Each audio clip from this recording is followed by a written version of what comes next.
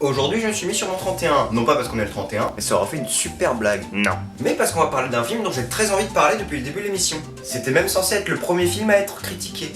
Mais bon, je me rattrape maintenant, c'est parti. Depuis que le cinéma existe, des tas de films ont voulu vendre leurs propres produits dérivés. Bon, je pense que tout le monde sait ce qu'est un produit dérivé, et c'est pas quelque chose de mauvais en soi, parce que ça reste cool d'avoir des posters, des figurines ou des t-shirts de nos films préférés. Mais il arrive que certains films, séries ou n'importe quoi d'autre soient créés uniquement pour vendre ces produits dérivés. Ça s'est beaucoup fait avec des séries des années 80-90 comme par exemple Musclor, Action Man ou encore Tortue Ninja. Et ça se fait encore aujourd'hui avec par exemple Pokémon ou Beyblade. Alors attention, je dis pas que c'est des mauvaises séries, il y en a même que j'aime bien. C'est juste que, on va pas se mentir, elles ont été créées juste pour nous faire brûler les cartes bancaires de nos parents. Et de temps en temps, ça arrive aussi au cinéma. Pour prendre un exemple récent, Les Mignons. Alors attention, j'aime bien Moi Moche et Méchant 1 et 2, et j'ai pas vu le film des Mignons, mais on est tous d'accord pour dire que si les Mignons existent, c'est pour que les gens derrière les films puissent écrire des blagues facilement sur des petits bonhommes jaunes qui se photocopient leurs fesses, et aussi pour vendre tout un tas de marchandises autour de ces créatures. Et des fois, il y a certains films qui essaient juste de vendre des trucs sans essayer de faire des bons films. Et là, c'est ce qu'on appelle plus communément du foutage de gueule.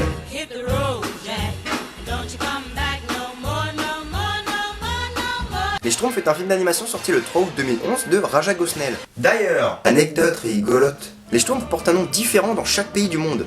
Par exemple, c'est Smurf en anglais ou encore Schlumpf en Allemagne. Mais c'était pas rigolo comme anecdote. Le film est plutôt mal aimé, à tel point qu'il est à 22% sur Rotten Tomatoes, ce qui fait même pas un quart de la note. Donc, voyons voir ce que ça donne. Le film s'ouvre sur une présentation du village des Schtroumpfs, avec différents Schtroumpfs et avec chacun leur personnalité. Et ils sont en train d'organiser une grande fête. Et il y a déjà quelque chose qui me turlupine. Les Schtroumpfs font la manie de changer plein de mots et d'expressions par Schtroumpf. Ça va schtroumpfer. On se schtroumpf le pompon. Bon, c'est pas un problème, vu que ça arrive aussi dans les BD et tout ça, sauf quand c'est utilisé abusivement. Le grand Schtroumpf fait alors une prédiction sur un terrible malheur qui va s'abattre sur les Schtroumpfs provoqué par Gargamel. D'ailleurs, anecdote... Non, arrête avec ça va vite me saouler. Oh, tu vas faire quoi? Je vais te tuer jusqu'à ce que tu meurs. Gargamel est joué par Hank Azaria, qui est la personne qui fait les voix de Apu, Mo, Wiggum et quelques autres dans la version américaine des Simpsons. C'est cool, non?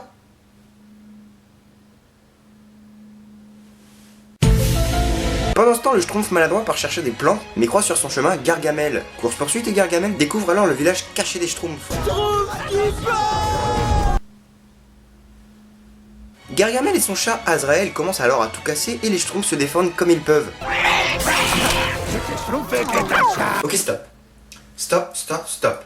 Ça fait 10 minutes que le film a commencé et j'en ai déjà marre. Là, c'est déjà trop. Alors ce que je vais faire, c'est que je vais compter toutes les expressions remplacées par Schtroumpf et je vous dirai à la fin combien il y en a. Bon, 6 des Schtroumpfs s'écartent alors du chemin et se font emporter par une espèce de vortex qui les emmène dans une dimension parallèle, à savoir notre dimension. Gargamel passe lui aussi par ce portail, ce qui force les Schtroumpfs à fuir vers une fête où se trouve Patrick, un jeune publicitaire. Les Schtroumpfs suivent alors Patrick chez lui et se font repérer par lui et sa femme, qui décident de les garder. Moi, si un jour on me propose d'héberger des Schtroumpfs, je connais déjà ma réponse. Ok, pas de soucis. Le lendemain, on apprend qu'il faut un Schtroumpfer d'étoiles pour que les hommes bleus retournent chez eux. Les Schtroumpfs se rendent ensuite dans un magasin de jouets, ce qui leur permet de faire tout un tas de placements de produits. Tiens, tant qu'on est là, laissez-moi vous présenter le monde merveilleux et incroyablement riche du placement de produits. Le placement de produits est une technique connue par absolument tout le monde, vu qu'elle est présente dans tous les médias qui existent. C'est pas quelque chose que je trouve vraiment mauvais, parce que ça peut permettre de financer un projet ou autre, mais là, le film est rempli de placements de produits.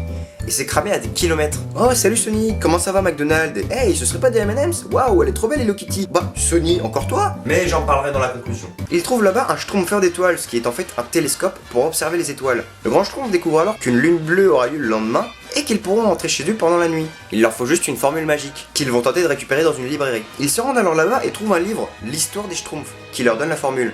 Mais là, Gargamel rentre dans la bibliothèque et commence à les attaquer. Le grand Schtroumpf décide alors de se sacrifier pour les autres. Ce qui est complètement débile. En fait, pour s'enfuir, les Schtroumpfs passent par ce petit trou. Et Gargamel ne peut pas passer par là. Donc le grand Schtroumpf aurait juste pu partir avec eux, ils auraient été aussi bien. Et moi, ce genre d'incohérence... Pouah, sur le retour en 2009. Bref, les Schtroumpfs rentrent à l'heure et décident d'aller sauver le grand Schtroumpf, accompagné de Back in Black. Pendant que le Schtroumpf à lunettes ouvre le portail de son côté et ramène tous les autres Schtroumpfs pour combattre Gargamel. Ça va être la grosse baston de fin. Attention à pas vous faire de bleu.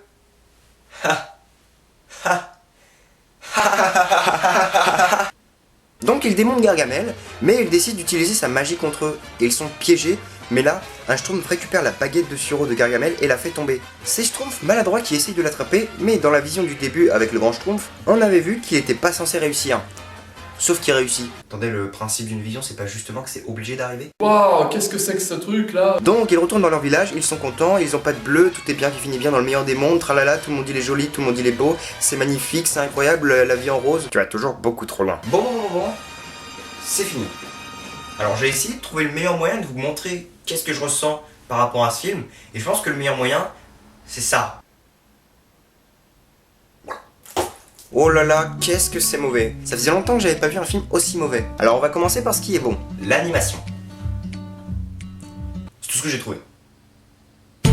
Parce que ça va, les Schtroumpfs et Azrael sont très bien faits et ça doit pas être facile d'animer par-dessus de vraies personnes. Mais à part ça, aucun des personnages est attachant, c'est juste les mêmes qu'on a déjà vus dans un trilliard de films.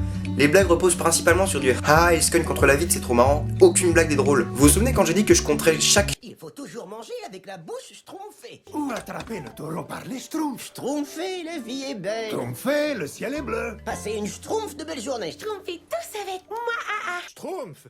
Schtroumpfu, schtroumpferie, schtroumpf. Eh ben il y en a 1,3 milliard, ça... Arrête ça tout de suite. Il y en a 426. Ça fait à peu près 4 par minute, merde. Le scénario n'essaie même pas de faire ne serait-ce qu'un truc d'intelligent.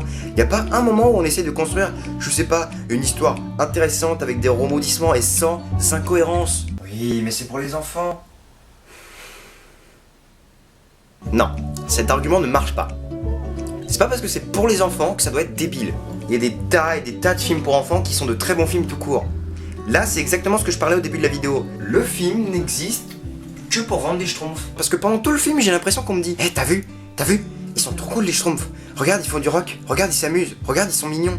Tu devrais demander à tes parents de t'acheter un jouet Schtroumpf. » Ce film est juste une énorme pub pour les Schtroumpfs. Et c'est même pire que ça, parce que en plus d'être une pub pour les Schtroumpfs, le film est rempli à ras-bord de placements de produits, tous plus nuls les uns que les autres. Et je trouve ça triste parce que l'enfant qui sort de film, eh ben il va aller voir ses parents et dire « Maman, achète-moi ce jouet !» Très belle imitation de l'enfant. Merci, j'ai été enfant pendant 16 ans de ma vie. Je pense que les enfants ont besoin de repères tant qu'ils sont jeunes, pour pouvoir construire la personne adulte qu'ils deviendront. Il faut pas leur montrer ce genre de choses abrutissantes. Il y a des tas et des tas de films pour enfants absolument géniaux. Tiens, je vais même en citer. Toy Story 1, 2, 3, Les Indestructibles, Le Roi Lion, Dragon, Les Nouveaux Héros, Le Roi et l'Oiseau, Monstres et compagnie, Wall-E, Le Monde de Nemo. Il y a même des séries comme Bob l'éponge ou encore l'excellente série Souvenirs de Gravity Falls. Et j'en ai oublié des millions. Et puis merde quoi, le film n'essaie même pas de mettre une simple morale.